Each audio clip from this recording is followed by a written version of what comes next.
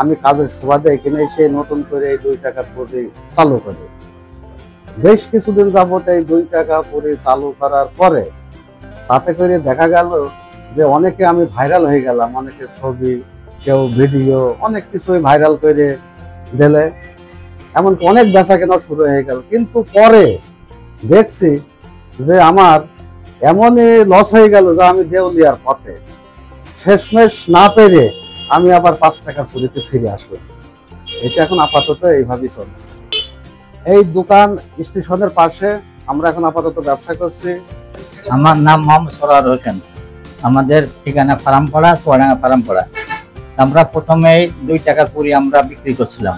করার পরে আমাদের তো ওই সময় আমাদের প্রচুর বেচা কেনাও ছিল এবং লোকের সমাগমও ছিল, কিন্তু দিন শেষে আমাদের বেচা কিনা করার পরে দেখি যে আমাদের লোক রাখা আছে, কারিগরের বেতন বা আমাদের কিছুই থাকে না। আমরা দেউলিয়ার পথে চলে গেলাম। এই জন্যে আবার ভেবে চিন্তে দেখলাম যে একেবারে আমরা আবার 10 টাকার পুরি আছে, কিন্তু 10 টাকায় আমার যায়নি।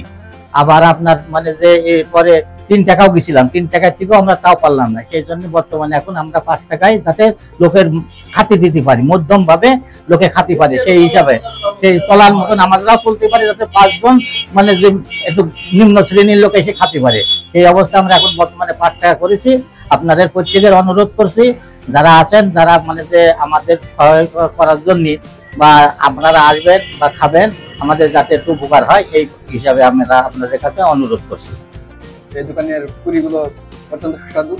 এর আগে আমরা খেয়েছি, আগে 2 টাকা পিস বিক্রি হতো, তখন থেকে আমরা রেগুলার কাস্টমার। এখন বর্তমানে 5 টাকা পিস বিক্রি করছে, কারণ তারা 2 টাকা দিয়ে পোষাচ্ছে না, অথবা আগে যেমন কাস্টমার আসতো আগে, এখন সেরকম এসে পোষাচ্ছে না। এখানকার পরিবেশ পরিস্থিতির কারণে 5 টাকা করে দাম বাড়িয়েছে।